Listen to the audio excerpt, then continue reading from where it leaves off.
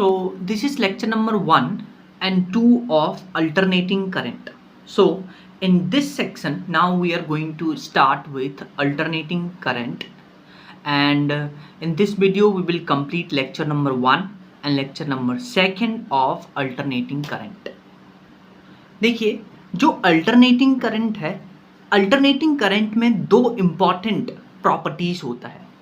एक तो alternating current periodic होता है, मतलब कहने का मतलब ये है कि ये टाइम के साथ चेंज होता है, टाइम के साथ रिपीट करता है अपने आप को, इसलिए इसको पीरियोडिक फंक्शन बुलाते हैं, पीरियोडिक करंट बुलाते हैं.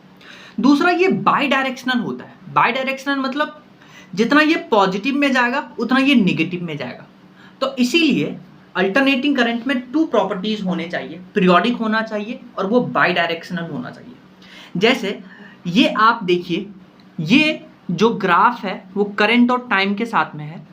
अब आप देखिए कि ग्राफ बाई डायरेक्शनल है, पॉजिटिव है और निगेटिव है, तो पहला कंडीशन फुलफिल हुआ. दूसरा कंडीशन ये है कि पीरियोडिक है, मतलब टाइम के साथ अपने आप को रिपीट करेगा. तो देखिए 0 से t/2 में है ना, साइकिल पॉजिटिव में था, और फिर t/2 से जो बेसिकली t है वो साइकिल नेगेटिव में है, तो ये अपने आप को रिपीट कर रहा है, तो इसको स्क्वायर फंक्शन बुलाते हैं. तो ये भी अल्टरनेटिंग करंट है. ये देखिए ट्रायंगुलर फंक्शन है, ये भी अल्टरनेटिंग करंट है क्योंकि इसमें भी पीरियोडिक और बाई डायरेक्शनल प्रॉपर्टीज है. ये साइनोसॉइडल फंक्शन है. अब आगे हम क्वेश्चन भी करेंगे कि यहाँ एवरेज करंट निकालना होता है. तो एवरेज करंट अगर आपको आई और टी में ग्राफ दे दे तो आप एरिया से निकालिएगा. अच्छा, इन दोनों का एरिया हमें पता है, इसका रेक्टेंगल का एरिया, इसका ट्राइंगल का एरिया. लेकिन ये जो फंक्शन आपके पास गिवन है ये साइनोसॉइडल फंक्शन है.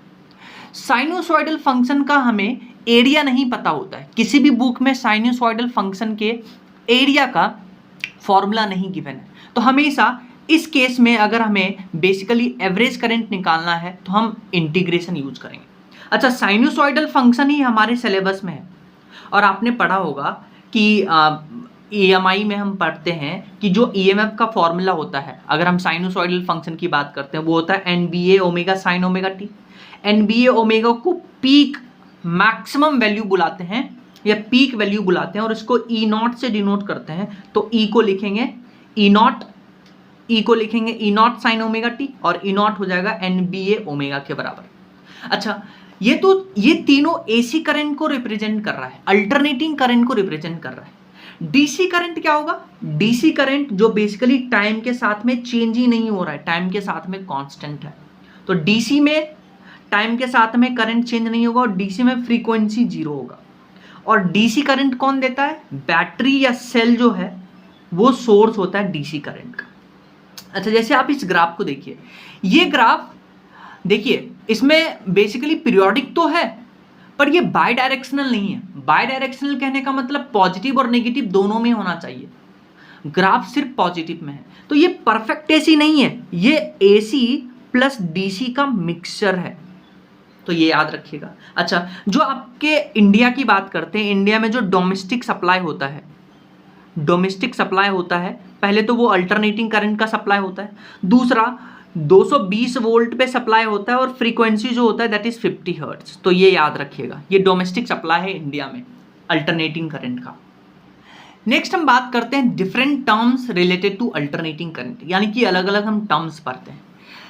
पहले तो आप ये समझिए कि कैसे एक AC प्रोड्यूस होता है, कैसे एक अल्टरनेटिंग करंट प्रोड्यूस होता है, वो हम EMI में पढ़ते हैं.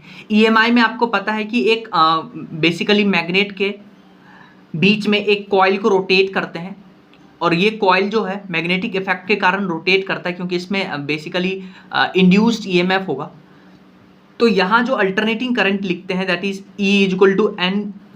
EMF जो यहाँ जो EMF प्रोड्यूस होता है, यहाँ कॉइल हम लगाएंगे तो उस कॉइल में EMF जो प्रोड्यूस होगा, क्योंकि कॉइल घूम रहा है मैग्नेटिक इफेक्ट में, तो कॉइल से अगर हम वायर लगाएंगे तो वहाँ करंट होगा, करंट के कारण EMF होगा. तो EMF देते हैं NBA omega sine omega T. NBA omega को E0 यानी कि पीक वैल्यू बुलाते हैं, तो अल्टरनेटिंग EMF हो गया E=E0 साइन ओमेगा टी. अच्छा, सिंस साइनोसॉइडल फंक्शन है तो E वर्सेस टाइम का ग्राफ ऐसा बनेगा, साइनोसॉइडल फंक्शन है. यहाँ पे देखिए ई जो है इसको इंस्टेंटेनियस वैल्यू बुलाते हैं, वेरी इंपॉर्टेंट। ई नॉट को पीक वैल्यू बुलाते हैं। सिमिलरली हम तो ऐसे बेसिकली एसी करंट प्रोड्यूस होता है। पहला जो हम टर्म बात कर रहे हैं इंस्टेंटेनियस या पीक वैल्यू, तो इसमें देखिए E equal to E naught sine omega T में ई जो है वो इंस्टेंटेनियस वैल्यू को बताता है। क्यों? क्योंकि एक पर्टिकुलर टाइम पे एक इंस्टेंट ऑफ टाइम पे एक इंस्टेंट वैल्यू होगा ई का, इसलिए इसको बुलाते हैं इंस्टेंटेनियस वैल्यू। नाम से ही समझ में आ रहा है। ये क्या है? पीक वैल्यू, जिसका वैल्यू होता है NBA ओमेगा। सिमिलरली हम अल्टरनेटिंग करंट के लिए भी लगा सकते हैं, I equal to I naught sine omega T plus 5। अब यहाँ टर्म्स का मतलब समझिए। आई को बुलाते हैं इंस्टेंटेनियस, क्योंकि एक पर्टिकुलर इंस्टेंट ऑफ टाइम पे वो करंट है। आई नॉट को बुलाते हैं पीक करंट, ओमेगा को बुलाते हैं एंगुलर फ्रीक्वेंसी, और ओमेगा होता है 2πf और फ्रीक्वेंसी होता है 1 अपॉन टाइम पीरियड, तो फ्रीक्वेंसी की जगह पे टी लिख दिए, ठीक है। और फाई जो है वेरी इंपॉर्टेंट, फाई को बुलाते हैं इनिशियल फेज एंगल, याद रखिएगा, है ना। अच्छा, अगर हम फेजर डायग्राम की बात करते हैं जो हम आगे भी पढ़ेंगे, तो आपको पता है SHM में पढ़ते हैं x equal to a sine omega T plus 5, wave में पढ़ते हैं y equal to a sine omega T minus kx, और AC में भी हम पढ़ के i equal to I naught sine omega T. तो जब भी साइनोसॉइडल या कोसाइन फंक्शन आता है तब हम फेजर की बात करते हैं, और ये जो फाई है ये आपको इनिशियल फेज एंगल बताता है। तो ये पहला टर्म है इंस्टेंटेनियस या पीक वैल्यू, जिसका मतलब आपको समझ में आना चाहिए कि किसको इंस्टेंटेनियस बुलाइएगा और किसको पीक वैल्यू बुलाइएगा। जैसे आप इस फर्स्ट क्वेश्चन को देखिए, इसमें बोला the equation of alternating current is given as, alternating current का इक्वेशन आपको गिवन है I equal to I naught sine 100 pi T plus pi by 3। आपसे पूछा है पीक वैल्यू बताइए, एंगुलर फ्रीक्वेंसी बताइए, टाइम पीरियड बताइए और इनिशियल फेज बताइए। तो आपके पास इक्वेशन ये गिवन है, ठीक है। अच्छा, इस गिवन इक्वेशन को हम स्टैंडर्ड अल्टरनेटिंग इक्वेशन से, अल्टरनेटिंग करंट का जो इक्वेशन है उससे कंपेयर करेंगे, वो होता है equal to I naught sine omega T plus 5। तो यहां से देखिए जो आपके पास ओमेगा है, टी के साथ में ओमेगा होता है, तो ओमेगा आपके पास है 100 पाई और फाई जो है वो है पाई बाई 3। तो फाई आपको इनिशियल फेज बताता है, तो इनिशियल फेज का वैल्यू आ गया पाई बाई 3। अच्छा, ओमेगा आ गया 100 पाई, आपको पीक वैल्यू बताना है, तो पीक वैल्यू आई नॉट है, आई नॉट ही तो पीक वैल्यू है, तो पीक वैल्यू आ गया। आपको एंगुलर फ्रीक्वेंसी बताना है, तो एंगुलर फ्रीक्वेंसी ओमेगा होता है, जिसका वैल्यू आया 100 पाई रेडियन पर सेकेंड। आपको टाइम पीरियड बताना है, तो ओमेगा होता है 2πf और फ्रीक्वेंसी होता है 1 अपॉन टाइम पीरियड। तो यहाँ से देखिए 2πf 100 पाई के इक्वल कंपेयर करेंगे, पाई से पाई गया तो फ्रीक्वेंसी आएगा 50, फ्रीक्वेंसी 50 है, इसका उल्टा कर देंगे आपको टाइम पीरियड आ जाएगा, और फाई इनिशियल फेज तो पाई बाई 3 गिवन है, तो ये आंसर है। नेक्स्ट क्वेश्चन देखिए, आपके पास गिवन है the equation of alternating EMF is given as, यानी कि अल्टरनेटिंग EMF का इक्वेशन आपको गिवन है E equal to E naught cos omega T. आपको बोला है कि ई नॉट का वैल्यू गिवन है 50 वोल्ट और फ्रीक्वेंसी आपको गिवन है 50 हर्ट्ज। आपसे पूछा है इंस्टेंटेनियस वैल्यू बताइए, यानी कि ई का वैल्यू बताइए at T equal to 1/600 second. करना कुछ नहीं है, आपके पास ई नॉट का वैल्यू गिवन है, फ्रीक्वेंसी का वैल्यू गिवन है, टाइम का वैल्यू गिवन है, सब वैल्यू आप इसमें पुट करिए, आपके पास इंस्टेंटेनियस वैल्यू आ जाएगा। तो E equal to E naught cos omega T, E naught के जगह पे 50 रख दिए, कॉस ओमेगा होता है 2πf, एफ के जगह पे 50 और टाइम के जगह 1/600, आपके पास इंस्टेंटेनियस वैल्यू आ जाएगा ई का। नेक्स्ट जो हमारे पास टर्म है, very important term, second term है एवरेज या mean value of alternating current. देखिए, एवरेज या मीन वैल्यू, किसी भी चीज का एवरेज कैसे निकालते हैं। मान लीजिए आपके पास 4 नंबर हैं, 2, 3, 4, 5, आपको पूछा इसका एवरेज निकालिए, तो आप क्या करते हैं, इसको पहले ऐड करते हैं सबको, और जितना नंबर है 1, 2, 3, 4, फिर 4 नंबर से उसको डिवाइड कर देते हैं। तो ऐड करने का मतलब आप इंटीग्रेशन करिएगा, और किसका एवरेज निकालना है, करंट का एवरेज निकालना है। तो यहाँ पे आई और टाइम के रेस्पेक्ट में, तो आई डी टी का इंटीग्रेशन फ्रॉम 0 to t और टाइम का इंटीग्रेशन फ्रॉम 0 to 2। किसी भी फंक्शन का एवरेज ऐसे निकालते हैं, चाहे कोई सा भी फंक्शन हो। ये फॉर्मूला हम वेलोसिटी में भी, ये फॉर्मूला हम मोशन में भी पढ़ते हैं, वर्क डन में भी पढ़ते हैं, वर्क पावर एनर्जी में। तो किसी भी फंक्शन का एवरेज निकालना है तो उसको इंटीग्रेशन ऑफ दैट फंक्शन, उसके रेस्पेक्ट में from 0 to given period of time और उस टाइम का और उस बेसिकली किसके रेस्पेक्ट में कर रहे हैं उसका इंटीग्रेशन। अब देखिए, अगर आप फुल साइकिल की बात करते हैं, average value of alternating current in full cycle, full cycle मतलब हाँ complete time period, full cycle मतलब जीरो से कंप्लीट टाइम पीरियड, और करंट का एवरेज निकाल रहे हैं तो integration of I D T from 0 to 2, और डी टी का इंटीग्रेशन करेंगे 0 to t तो वो आ जाएगा t। तो फुल साइकिल का एवरेज वैल्यू का करंट इतना वैल्यू आ जाएगा।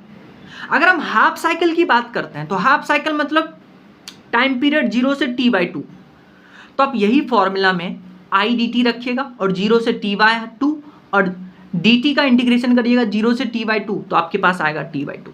ये आ गया I average in half cycle. अच्छा, फुल साइकिल ना पूछे, हाफ साइकिल ना पूछे, एक गिवन टाइम पीरियड में पूछे, यानी कि t1 से t2 में आप आई एवरेज बताइए, तो एक तो आपको इक्वेशन लिख के दे दे, फंक्शन लिख के दे दे, तो आप क्या करिएगा, integration I D T from t1 to t2, integration D T from t1 to t2, और डी टी का इंटीग्रेशन t1 से t2 वो आ जाएगा t2 - t1। तो ये गिवन इंटरवल ऑफ टाइम में। लेकिन क्या हो कि अगर आपको ग्राफ गिवन हो करंट और टाइम के बीच में, तो आप क्या करिएगा, एक छोटा सा स्ट्रिप ले लीजिएगा, इस स्ट्रिप का टाइम होगा dt, तो इस स्ट्रिप का एरिया होगा लेंथ इंटू ब्रेथ, तो लेंथ इंटू ब्रेथ मतलब आई डी टी, क्योंकि ये है बेसिकली लेंथ और ये है लेंथ, ये है ब्रेथ, तो आई डी टी, और टोटल एरिया हो जाएगा, हम इंटीग्रेशन कर देंगे I D T from t1 to t2, तो ये देखिए I D T from t1 to t2 इसको लिख सकते हैं area under I T curve.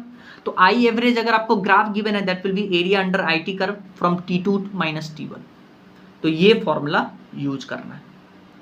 सो अब हम उस पर क्वेश्चन करेंगे, ये जो दो फॉर्मूला आपने पढ़ा है इसके ऊपर अब हम क्वेश्चन करेंगे।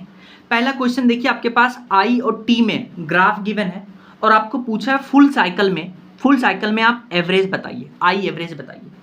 तब आप देखिए, अब इस ग्राफ में आप लॉजिक लग जाइए, फुल साइकिल मतलब यहाँ से यहाँ, तो आपके पास देखिए रेक्टेंगुलर फंक्शन गिवन है, तो जितना एरिया पॉजिटिव में है उतना ही एरिया नेगेटिव में है, तो फुल साइकिल में जो आई एवरेज हो जाएगा वो 0 होगा, क्योंकि एरिया कैंसिल हो गया, और आपको पता है कि आई एवरेज होता है area under I T curve divided by t2 - t1, तो एरिया कैंसिल हो गया कि जितना पॉजिटिव है उतना नेगेटिव है, तो एरिया 0, तो 0 अपॉन ये, तो आई एवरेज 0 हो गया। सिमिलरली आप इसमें देखिए, इसमें अब जो आपके पास बेसिकली ग्राफ गिवन है वो साइनोसॉइडल फंक्शन है। कैसा है? साइनोसॉइडल फंक्शन गिवन है आपको ग्राफ में, साइनोसॉइडल फंक्शन। इसमें भी देखिए कंप्लीट साइकिल के लिए, फुल साइकिल के लिए आपको आई एवरेज बताना है। तो देखिए, अगर आपके पास ग्राफ गिवन है तो आई एवरेज का फॉर्मूला होता है area under I T curve divided by t2 - t1। यहाँ पे भी देखिए फुल साइकिल में जितना एरिया पॉजिटिव में है उतना ही एरिया निगेटिव में है, तो दोनों एरिया कैंसिल हो जाएगा, यानी कि अगेन 0 अपॉन इतना। तो साइनोसॉइडल फंक्शन में भी फुल एवरेज होता है, आई एवरेज 0 होता है। नेक्स्ट क्वेश्चन देखिए, नेक्स्ट क्वेश्चन अगेन आपके पास करंट और टाइम के बीच में एक बेसिकली ट्राइंगुलर फंक्शन गिवन है और आपसे पूछा find average in full cycle. Full cycle मतलब यहाँ से यहाँ तक आपको आई एवरेज बताना है। तो देखिए आई एवरेज अगर आपके पास एरिया गिवन हो, ग्राफ गिवन हो, तो आई एवरेज होता है area under I T curve divided by t2 - t1। यहाँ से यहाँ तक, तो यहाँ आप ट्राइंगुलर का एरिया लगाइएगा। ट्राइंगल का एरिया होता है हाफ बेस इंटू हाइट, तो बेस है 2, हाइट है 10 डिवाइडेड बाय टाइम है 2 - 0, तो यहाँ से आ गया 5 एम्पियर। सिमिलरली ये आपके पास ग्राफ गिवन है आई और टी में, और ये आपके पास देखिए रेक्टेंगुलर फंक्शन गिवन है और आपसे पूछा है फुल साइकिल में आई एवरेज बताइए। तो फुल साइकिल मतलब यहाँ से यहाँ तक, ये है फुल साइकिल। तो अगेन आई एवरेज अगर आपके पास ग्राफ गिवन है area under I T curve divided by t2 - t1। अब आप देखिए यहाँ से यहाँ एरिया निकालिए। पहले तो ये रेक्टेंगल है, रेक्टेंगल का एरिया बेस इंटू हाइट, तो बेस कितना है t/2, हाइट कितना है I0, तो आई एवरेज हो गया एरिया अपॉन टाइम, तो यहाँ इसका I0 इंटू t/2, और ये तो इसका एरिया तो 0 है क्योंकि ये तो ओरिजिन पे मतलब इस लाइन पे लाई कर रहा है, divided by total time, total time हो गया यहाँ से यहाँ t, तो आई एवरेज आ गया I0/2। नेक्स्ट क्वेश्चन देखिए, अगेन आपके पास साइनोसॉइडल ग्राफ गिवन है, करंट और टाइम के बीच में ग्राफ है, और आपको देखिए ये वैल्यू है आई नॉट, और यहां से यानी हाफ साइकिल के लिए यानी 0 से t/2 के लिए आपको एवरेज वैल्यू बताना है इन हाफ साइकिल। अच्छा, अब देखिए ग्राफ गिवन है तो आई एवरेज लगाएंगे एरिया अंडर IT कर्व, पर सिंस आपके पास ग्राफ साइनोसॉइडल ग्राफ है, साइनोसॉइडल ग्राफ का एरिया निकालने का कोई फॉर्मूला ही नहीं होता है, तो फिर हम ये फॉर्मूला नहीं यूज करेंगे, तब हम ये फॉर्मूला यूज करेंगे इंटीग्रेशन वाला, यानी कि integration of I dt from t1 to t2 divided by t2 minus t1, ये फॉर्मूला यूज करेंगे।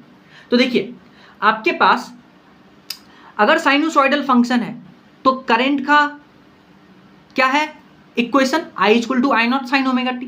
तो अब आप देखिए ये फॉर्मूला यूज करेंगे I dt from half cycle के लिए मतलब 0 से t/2 टाइम इंटरवल के लिए, इंटीग्रेशन dt फ्रॉम t/2, तो इसका तो इंटीग्रेशन आ जाएगा t/2, आई के जगह पे आई नॉट साइन ओमेगा टी रखेंगे, dt फ्रॉम 0 से t/2। अब इसका इंटीग्रेशन करेंगे। अब ध्यान से देखिए तो यहां से जो आई नॉट है और t/2 है ये कांस्टेंट है, तो इसको बाहर निकाल दीजिए, तो आई नॉट अपॉन t/2 को बाहर निकाल लिए integration of sine omega T dt from 0 से t/2। फिर देखिए साइन ओमेगा टी का जो बेसिकली इंटीग्रेशन होता है वो होता है minus cos omega T divided by omega, और t/2 है, 2 को ऊपर ले गए तो ये आ जाएगा 2 आई नॉट अपॉन टी, और साइन ओमेगा टी का इंटीग्रेशन होता है minus cos omega T divided by omega from 0 से t/2। फिर आप क्या करिए माइनस को बाहर निकाल लीजिए और ओमेगा को बाहर निकाल दीजिए, तो ये आ जाएगा माइनस 2 आई naught upon omega T cos omega T 0 से t/2। ओमेगा के जगह पे आप 2/t रख दीजिए, 2π/t, ओमेगा की जगह पे 2π/t रख दीजिए, तो ये आ जाएगा माइनस 2 आई नॉट, ओमेगा की जगह पे 2π/t इंटू टी, और cos 2π/t into T from 0 से t/2। अब आप देखिए 2 से 2 कैंसिल, t से t कैंसिल, तो यहाँ आ जाएगा माइनस आई नॉट अपॉन पाई, और यहाँ पे देखिए 0 से t/2 करना है तो टाइम का वैल्यू रखिए, तो t/2 माइनस 0, तो ये देखिए कैंसिल हो जाएगा, आपके पास यहाँ से ये आ जाएगा I average equal to minus I naught upon pi, cos pi minus cos 0, I average आ गया minus I naught upon pi, ये आ गया -2, तो माइनस से माइनस खत्म। तो आप याद रखिएगा कि साइनोसॉइडल हाफ साइकिल के लिए, हाफ साइकिल मतलब ये 0 से t/2 के लिए जो आई एवरेज होता है हमेशा याद रखिएगा वो होता है 2 आई नॉट अपॉन पाई। वापस से सुन लीजिए, साइनोसॉइडल हाफ साइकिल के लिए आई एवरेज का जो फॉर्मूला होता है वो होता है +2 आई नॉट अपॉन पाई, याद रख लीजिएगा। नेक्स्ट क्वेश्चन देखिए, आपके पास करंट का फंक्शन गिवन है I इक्वल टू 2t, आपसे बोला है find average value in time interval t equal to 1 second to t equal to 3 second. अच्छा, सिंस अब आपके पास फंक्शन गिवन है तो ये फॉर्मूला यूज करेंगे, I के जगह पे हम 2t रखेंगे और टाइम इंटरवल लेंगे 1 to 3 सेकेंड, और यहाँ पे t2 माइनस t1 मतलब 3 - 2, 3 - 1 और 2t का इंटीग्रेशन करेंगे, आपके पास आंसर आ जाएगा।